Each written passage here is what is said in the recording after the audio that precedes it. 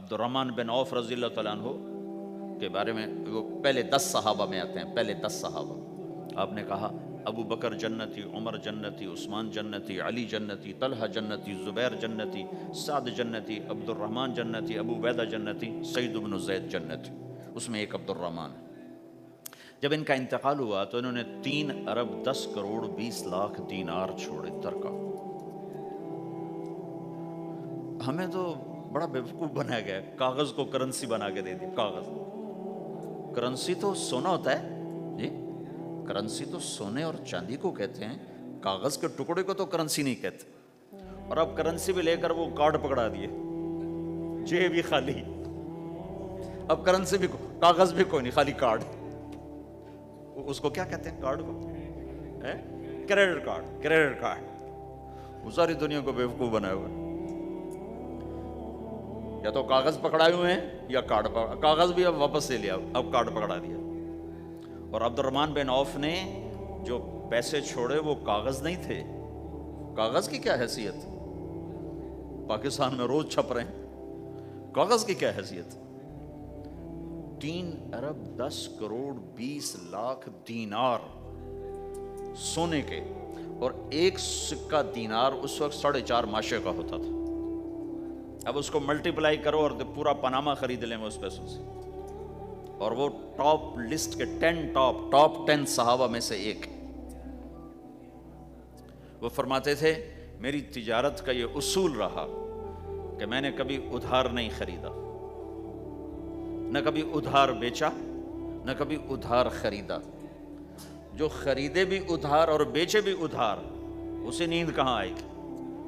دینے والے دیتے نہیں، لینے والے سر پہ کھڑے ہوتے. انہیں نہ بیوی اچھی لگتی نہ بچے اچھے لگتے، وہ گھر میں بیٹھ کے بھی گھر میں نہیں ہوتے. تو آپ نے فرمایا نہ میں نے کبھی ادھار خریدا، نہ کبھی ادھار بیچا، نقد خریدا نقد بیچا.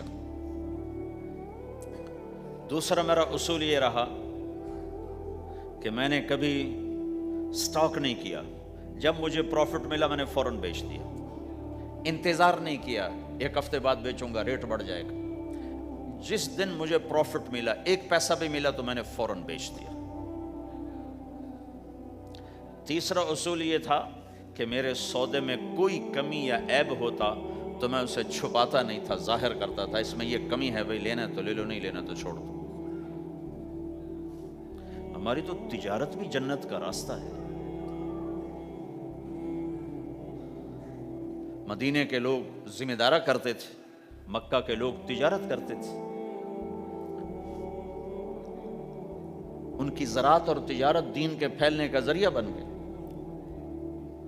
عبد الرحمن بن عوف رضی اللہ عنہ کا مال اللہ کے دین کے کام آیا.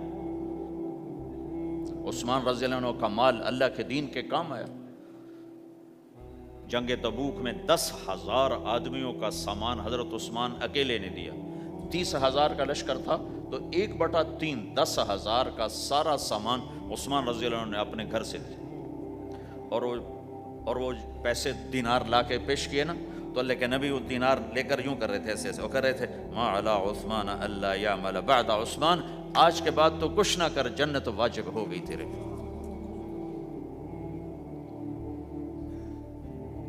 تو بھائیو، ہمارا دین صرف ہمیں عبادت نہیں بتاتا،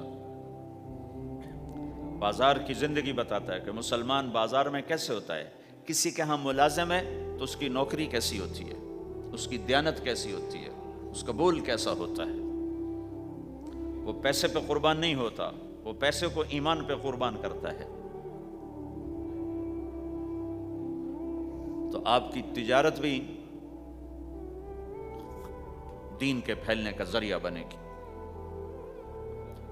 آہا، صرف نماز سے گناہ معاف نہیں ہوتے. مسلم شریف کی روایت ہے من امسا کالن بعمل یدہ امسا مغفورا لہ، جو صبح سے شام تک روزی کماتے کماتے حلال حلال حلال حلال، جھوٹ والی نہیں، کھوٹ والی نہیں، خیانت والی نہیں، حرام چیز نہیں.